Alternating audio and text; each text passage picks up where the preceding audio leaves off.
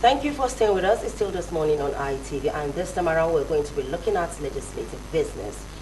The business of who becomes the leader of the National Assembly, who presides over the Senate, and who presides over the House of Representatives. I'm still here with my co-uncle Tolulokwe, and we have with us a guest and a brother in the house, Sam Ike. Good morning, Charity. He's a political analyst and also, should I say the other one? No, all right. So, we'll keep that on that wrap. Yeah, so the 10th Assembly is around the corner. What are we looking at in terms of dynamics, intrigues, or who becomes Senate President and House of Representatives member? Well, first of all, we'll congratulate people who have won various elective positions around the country, those coming to the National Assembly for the first time and the ones who are returning. And we hope the parties now should sit back, call members who have won and see how they would think of what to get in the leadership of the National Assembly. Precisely the APC that has more members in the National Assembly should be able to galvanize its the senators elect and reps elect early and give them direction on where to go, how to go about it, and how to come out victorious with a leadership that will not have rancor with the executive. So in doing this, they should also consider the zoning formula of this country so that it shouldn't be a lopsided kind of leadership we'll have in the country. So I pray and hope that the right things will be done. A lot of people have started indicating interest, not minding the outcome, the leadership of the party and the rest. So at the same time, they shouldn't allow what happened during Saraki happens again, because politicians are funny, and they would always look at their personal interest first before the collective interest of other persons and the party at large. So the leadership of the party, the president-elect, should be able to give them direction. This is how we should go. And so doing would have peace during the election of who becomes the president of the National Assembly and the speaker. We have had a statement from the president-elect who has come out to say he has no interest who becomes the Senate president or become the speaker. He just wants the people to decide. We've had President Buhari also made that statement in the past, and we know what it led to at the end of the day. This statement by the president-elect coming at this time, does it still signpost what's going to happen in the House? That's why if the president-elect have said so, the leadership of the party should wake up and do the needful. Okay, the bonus round rests with the leadership of the party. The leadership of the party. The vehicle who brought them to office is the party. The party is the vehicle that brought them to office. So the leadership of the party should stand up and say, see, the president is from the southwest. The vice president is from the northeast. Where should Senate president go to? Where should speaker go to? You know, the leadership of the party should wake up and talk to them in the language they would understand. By so doing, you won't have these issues of, the president doesn't care who emerges, and maybe the opposition comes together and few persons from the ruling party and get a Senate president, or a Senate president that will work with the opposition and also get the leadership, and at the same time they start having unnecessary rancor in the National Assembly and the country in general. So that we wouldn't want. Okay, so when we talk about zoning and you're talking about the party leadership should wake up to its responsibility, Yeah. Are we looking at anointing, let me just use the word so-called, anointing a candidate, or leaving it open and say, okay, Senate President should go to this zone, House of Representatives should go to this zone, so on and so forth? You see, before this election, the leadership of the APC zoned the presidency to the south. Yeah. And the governors supported it. And we have a southern president-elect. Now it's another phase of internal democracy within the National Assembly and within the party.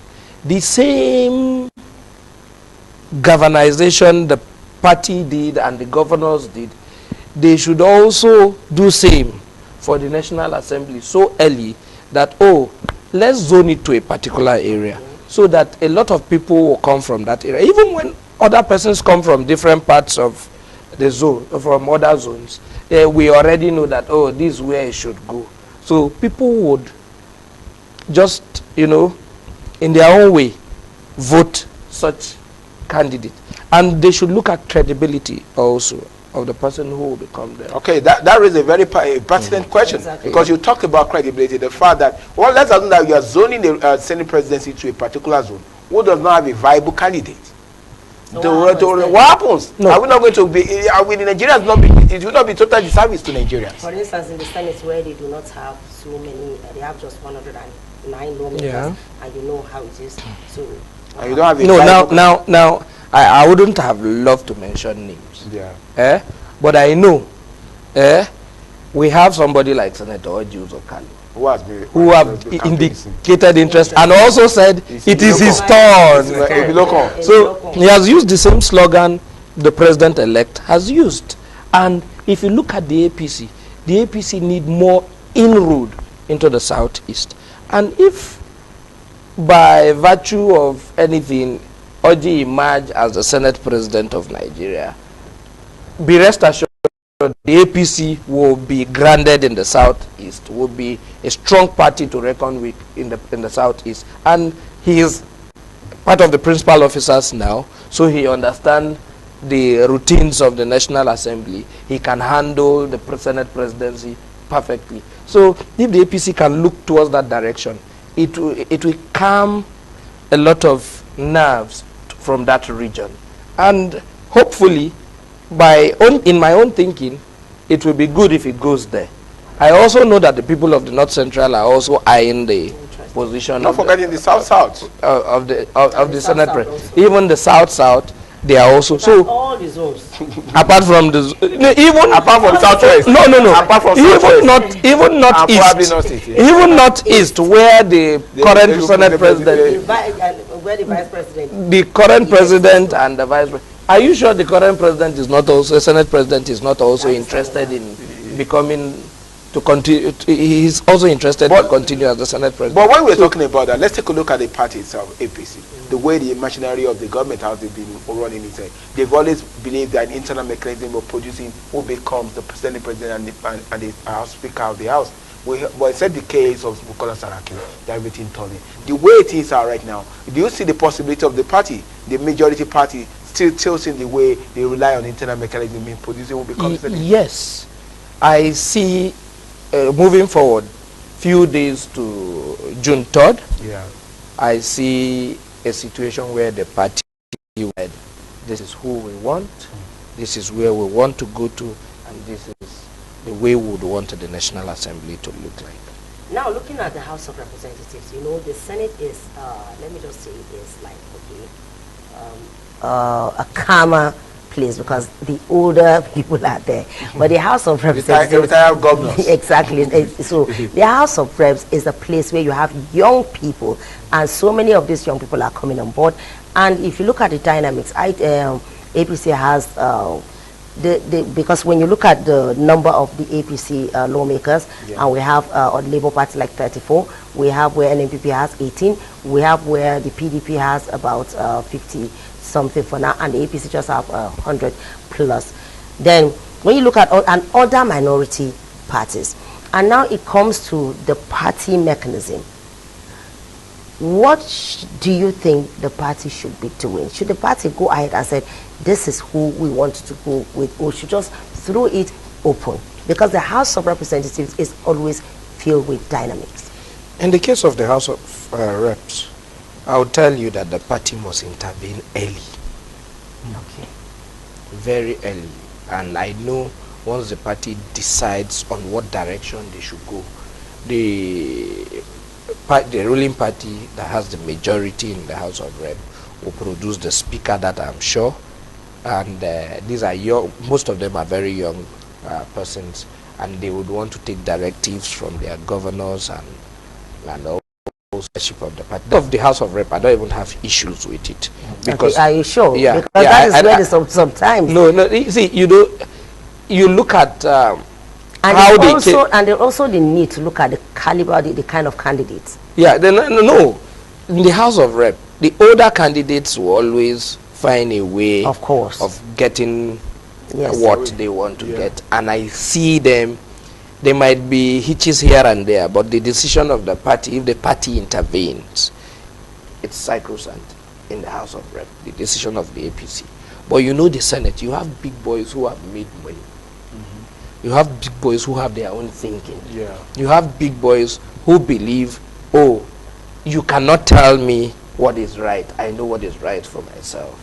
That is why you had that issue with Bukola Saraki. In the Senate, you have a lot of former governors. You have a lot of former DAs. You have old senators emeritus. So you have big boys who are sitting in the Senate. And these people, it's the people I fear that if the party decides to go, they can come together and decide what they want. But the House of Rep, a give and take what the party wants, except the party is folding its arms and looking at them, which the party would not do, because the mistake have been done before. They wouldn't allow it to happen again. But do you foresee a possibility of a touch force emerging from nowhere? Because considering the fact that the APC do have a strong position in the Senate, but the numbers has reduced compared to what we had at the Night Assembly. And there are some new parties, the likes of Labour Party and some popular parties who have also emerged, the MPP and a couple of who have also been able to secure the ticket to Senate. Do you foresee the possibility of some of these parties coming together and also probably taking a chunk from APC ruling party to have a candidate who is quite neutral that may not be dominated by the ruling party? It is difficult in this National Assembly. Okay. Why is it difficult in the House of Rep? You have a chunk from Labour, you have a chunk from NMPP, you have a chunk from PDP, so it's difficult to galvanize them together. The guys in the APC would not want to. If you have two-party system more in the National Assembly, it would have been easy to draw some few persons from the ruling party and, so they can get what. But in this, you have a lot of divides. You can see the opposition couldn't come together to do anything. It is not these young ones in the opposition that will come together to get it right.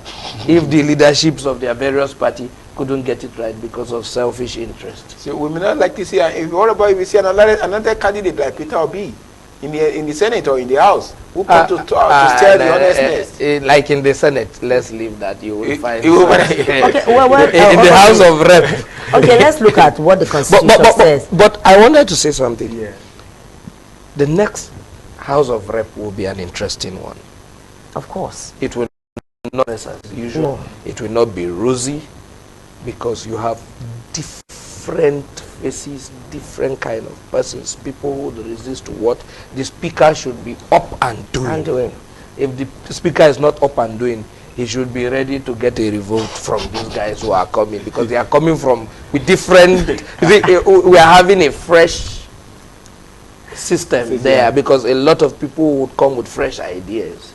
Some don't even know the processes of what is in the National Assembly. So the speaker should be up and doing, because there will be new dynamics in the House of Representatives. Okay, now looking at what the Constitution says. The Constitution says the National Assembly shall elect for itself leaders. Yeah. And then where is the place of the Constitution and the party? No, the party will only give direction. Okay. It's left for members of the National Assembly. More like instruction. No, it's not an instruction. It's an advice. Okay. This will be better for us as a party. Do you understand? This will be better for us as a party. But when you get into the hollow chambers of the National Assembly, it is left for you to see what is better for Nigerians in general. Yeah, putting that, yeah. So, but in my own view, the parties should call their members and look at what is better for the nation in general, and also advise do the right thing. So that will solve the entire. That will whatever help. it is. It will help the national. It will help the stability of the National Assembly.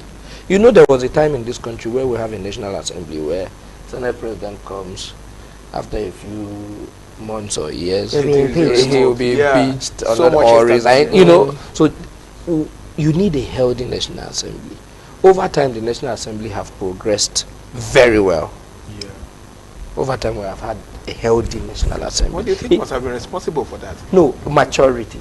Because when you put into question the era of Chuba, Kadibo, Wow. Ewere, No, no. just Then we just came into the Fourth Republic, and a lot of learning process came in, a lot of interest, the rift between the president and his vice then, and you know, a lot of issue with Obasanjo and so on. And it's a nursing democracy. We just started, so you have to learn the process. But you see, as we go further, after Ken Namani, you started seeing stability.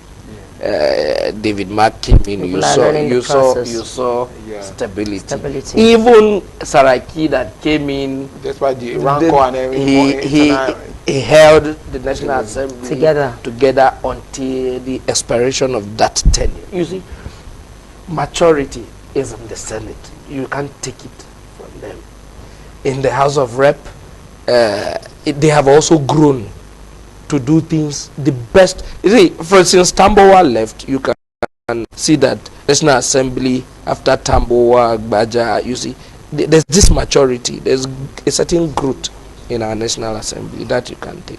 Sam, before we let you go, what will be your assessment of the 9th Assembly, and what should the 10th Assembly be looking at?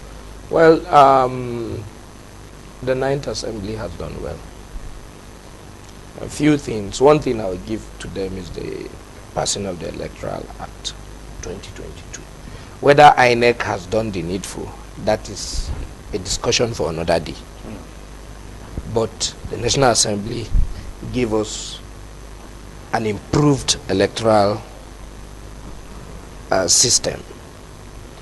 Whether the umpire has done the right thing, that I don't understand. I won't discuss. This is you're making the statement. Wow. Yeah, I just have to All right. buttress on it. Yeah. Then there are a lot of bills the National Assembly has also. This National Assembly have done well. They have been peaceful. They have done things the way they should do. But the 10th National Assembly coming in, they will have to do more on our laws. There are issues we must redress. The world is revolving. Nigeria needs certain growth, and that growth we won't get there until we have right laws for investors to come in. We have right environment for people to strive. So the next National Assembly, we have to look into what will make the country grow very fast. We have resources in this country. We have a lot of resources. They should go and look at the issue of mining.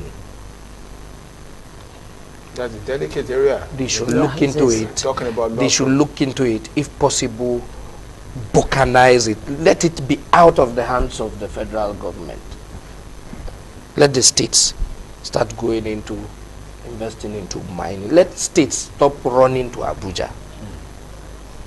Every state has what it takes to be very wealthy.